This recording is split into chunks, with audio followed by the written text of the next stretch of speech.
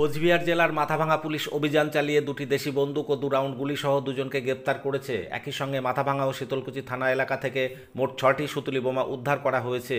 Police জানিয়েছে, ধৃতরা সন্দেহজনকভাবে ঘোরাঘুরি করছিল। ধৃতরা হলো দীপক দাস ও ইন্দ্রজিৎ দাস।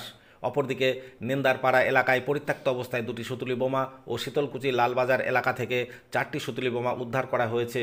অতিরিক্ত পুলিশ সুপার সন্দীপ গড়াই বলেন, ধৃতদের হেফাজতে নিয়ে জিজ্ঞাসাবাদ করে সমস্ত বিষয় জানার চেষ্টা চলছে। আমরা গতকাল রাত্রিতে কুচবিহার জেলা পুলিশের তরফ থেকে ইলিগাল আর্মস অ্যান্ড অ্যামিউনিশনের এগেনস্টে একটা ড্রাইভ চালাই পুরো জেলা জুড়ে।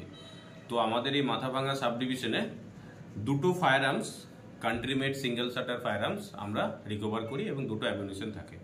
একটা ফায়ার আর্ম রিকভার করি আমরা আরএন পেট্রোল পাম্পের ওখানে দীপক বিশ্বাস বলে এক ব্যক্তির কাছ থেকে, এবং দ্বিতীয় ফায়ার আর্ম আমরা রিকভার করি চেনাকাটা ব্রিকফিল্ড, ওখানে ইন্দ্রজিৎ দাস এই নামে একজনের ব্যক্তির কাছ থেকে আমরা রিকভার করি। তার সাথে একটা অ্যামিউনিশনও ছিল। এবং এছাড়াও আমরা মাথাভাঙা থানার যে RT officer, night RT officer ছিল, উনি 2টো সুতলি বোমও রিকভার করেছেন, যেটা পরিত্যক্ত অবস্থায় নান্দের পাড়ার ওখানে পড়েছিল। এবং শীতলকুচি থানাতে আমাদের 4টে ক্রুড সুতলি বোম রিকভার করা হয়েছে, যেটা পরিত্যক্ত অবস্থায় লালবাজার এরিয়াতে পড়েছিল। ওটা আমরা খতিয়ে দেখছি যে তাদের বিরুদ্ধে কোনো মামলা আছে কিনা। তাদেরকে পুলিশ রিমান্ডে নেওয়া হয়েছে দুজনকেই। তো আমরা পুরোটা ইনভেস্টিগেট করে দেখব। এদের বাড়ি কোথায় স্যার? এদের দীপক দাস, এর বাড়ি হচ্ছে আমাদের মাথাভাঙা থানারই খয়েরডাওয়ারা থেকে, এবং যে ইন্দ্রজিৎ দাস উনি আছেন, ওনার বাড়ি হচ্ছে কানফাটা মাথাভাঙা থানাতে।